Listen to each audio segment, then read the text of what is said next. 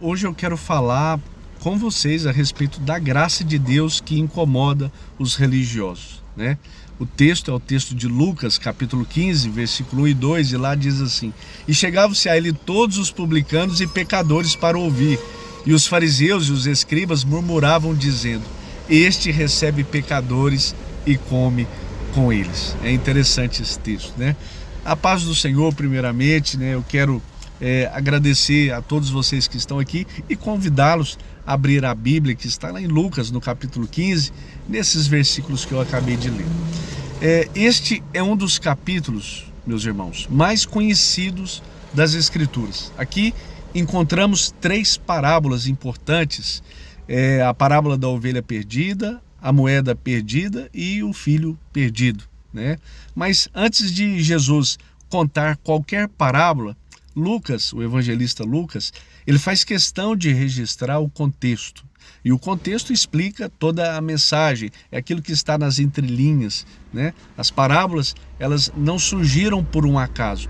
Jesus tinha o hábito de trazê-las porque elas foram uma resposta do próprio Jesus à crítica dos religiosos, né? A classe aristocrática daquela época. E toda grande interpretação começa observando justamente o contexto.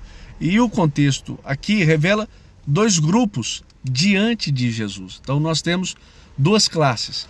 E essas duas classes continuam existindo até nos dias de hoje, né? Nós podemos ver esse modelo até nos dias de hoje. E o primeiro ponto aqui é que os pecadores, eles se aproximam de Jesus.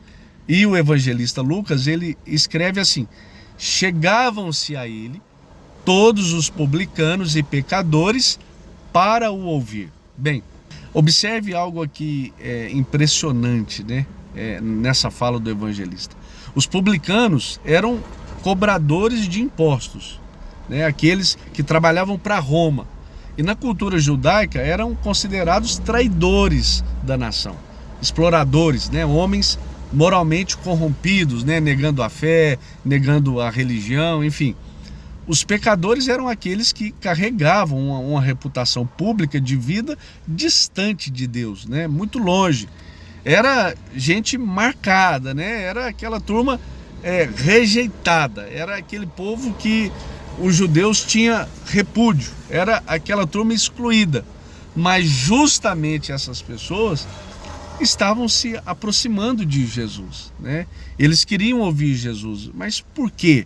Né? Por que eles eram atraídos por Cristo, né? Eles encontravam algo que nunca havia encontrado na religião. É assim que acontece, né? Jesus estava trazendo algo que tocava nos corações, que aquelas pessoas encontravam esperança nas palavras de Jesus. Eles encontravam graça, eles encontravam verdade acompanhada de misericórdia. As palavras de Jesus é assim. E Jesus nunca diminuiu o pecado. É interessante a gente pontuar. O erro é notório, mas Jesus não discriminava aquelas pessoas. Mas ele também não fechou a porta, né, para aquele pecador arrependido. Pelo contrário, existe uma enorme diferença entre aceitar o pecador e aprovar o pecado. São linhas distintas, né? Jesus fazia a primeira coisa, ele acolhia o pecador. Jamais ele fazia a segunda, afastando ele. Não, a presença de Jesus produzia um ambiente onde pessoas quebradas se sentiam convidadas, chamadas para ouvir a palavra. E essa é uma pergunta importante para a igreja de hoje. Eu faço essa pergunta para a igreja, eu provoco os líderes. As pessoas feridas conseguem se aproximar de nós para ouvir sobre Cristo? Vamos pensar um pouquinho sobre isso. Ou apenas encontram julgamento antes de encontrar o Evangelho? A igreja deve ser santa, sim, mas também deve ser um lugar onde os pecadores possam ouvir sobre a graça transformadora de Deus. Eu não deixei de ser, mas eu estou crescendo a cada dia. Então, o segundo ponto, aqui havia uma classe, que não é diferente dos nossos dias, de religiosos que murmuravam. Olha o que diz o versículo 2, com calma aqui, ouça. Os fariseus e os escribas murmuravam. Então veja, enquanto uns se aproximavam, que é aqueles que se sentiam falhos, outros criticavam. Enquanto uns ouviam o que Jesus tinha para dizer, outros murmuravam. A classe religiosa estava murmurando. E a murmuração, meus irmãos, sempre revela um coração que perdeu a capacidade de celebrar a graça. Essa é a verdade. Os fariseus conheciam a lei de capa a capa. Eles conheciam as escrituras da época, que era só o Antigo Testamento. Eles conheciam a religião a fundo, viviam para isso, desde criança. Mas não conheciam a mente de Deus. Eles não conheciam o coração de Deus. Eles acreditavam que Deus existia para recompensar os bons. Não é isso. Jesus revelou que Deus veio salvar os perdidos, meus irmãos. A religião dizia assim, ainda diz, né? Afaste-se dos pecadores, fique longe deles. E Jesus dizia assim: venham a mim. É muito forte, né? A religião construía muros, né? Edificações. Cristo construía pontes. Jesus estava próximo. A religião classifica pessoas, isso é terrível, gente. E Jesus estava restaurando pessoas. Jesus estava amando, Jesus estava cuidando. O problema nunca foi a santidade dos fariseus. É bom santificar. O problema era a falta de misericórdia, a falta de cuidado, de amor, de perdão. É possível defender a verdade sem amar pessoas. É impossível. E quando isso acontece, deixamos de representar o coração de Deus. Qual que é o terceiro ponto? O escândalo da graça. Porque de fato é escandaloso, né? Os fariseus disseram, né? Este recebe pecadores e come com eles e tal. Naquela cultura, sentar-se à mesa significava aliança, sentava comunhão. Ó, eu respeito essa pessoa, vem almoçar comigo, né? Simbolizava relacionamento, aceitação, honra, né? Se sentar na mesa com alguém. E Jesus estava dizendo, através das suas atitudes, do seu comportamento nobre, que havia espaço para arrependidos no reino de Deus, no reino que ele estava apresentando. E isso escandalizou os religiosos, sabe? Deixou eles furiosos. Por quê? Porque a graça sempre escandaliza quem acredita merecer o favor divino. É assim. Porque a graça afirma que ninguém merece. É assim, meus irmãos. Essa é a verdade. Todos dependem da misericórdia de Deus, do favor de Deus, do perdão de Deus.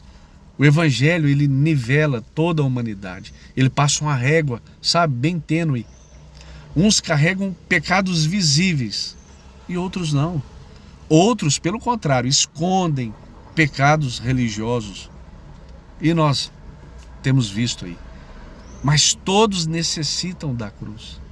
Essa é uma verdade. Na cruz não existe, sabe, hierarquia, superiores, inferiores. Na cruz existem pecadores alcançados pela graça. Essa é a verdade. E esse texto, ele nos ensina a fazer algumas perguntas. Vamos colocar 3 perguntas aqui que são pertinentes, né? Primeira, com qual grupo eu me identifico? Eu estou me aproximando de Jesus ou apenas observando de longe? Segundo, ou a segunda pergunta, né? Meu coração se alegra quando vidas são restauradas? Meu coração celebra? Ou ainda alimento um espírito crítico diante da graça de Deus? Ah, mas fulano agora não pode andar com Deus. Fulano agora, aí a vida pregressa dele. Terceiro, nossa igreja parece mais com Jesus ou mais com os fariseus? Vamos fazer essa pergunta para nós. Quando alguém chega quebrado, destroçado, ferido, machucado, ele encontra acolhimento para ouvir o Evangelho? Será? Ou encontra muralhas, muros, barreiras, antes mesmo de ouvir sobre Cristo?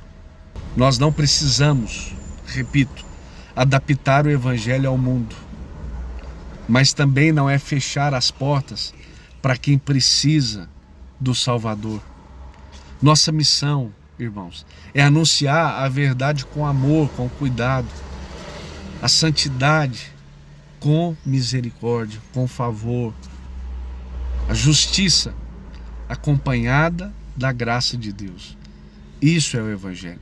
Foi exatamente assim que Jesus viveu em seu ministério aqui na terra. Entendem?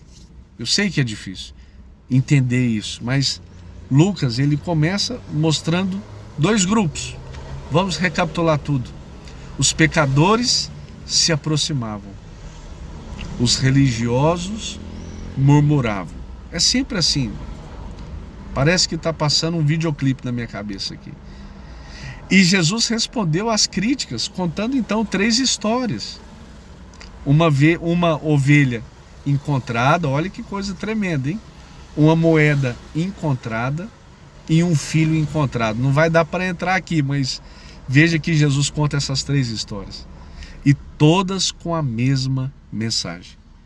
O céu, ele celebra quando um pecador se arrepende. A gente já leu sobre isso. Talvez você esteja ouvindo esta mensagem e se sinta indigno de se aproximar de Deus, de estar perto dele. Mas saiba de uma coisa, no fundo do meu coração, Jesus continua recebendo pecadores arrependidos. A porta da graça, ela permanece aberta para mim e para você. A cruz continua suficiente. O sangue de Cristo continua poderoso para perdoar. A pergunta é, eu sempre faço essa pergunta, você permanecerá murmurando como os fariseus, se você é desse grupo, ou se aproximará de Jesus como aqueles publicanos fizeram, aqueles pecadores? Que o Senhor nos dê um coração semelhante ao de Cristo. Amém? Que Deus possa abençoar a sua casa, Deus possa abençoar a sua família. Que Deus nos dê um coração santo, mas também profundamente cheio de graça, de perdão, de misericórdia, de favor, como Jesus fez por nós. Que Deus abençoe sua vida, Deus abençoe seu dia, Deus abençoe poderosamente. Amém?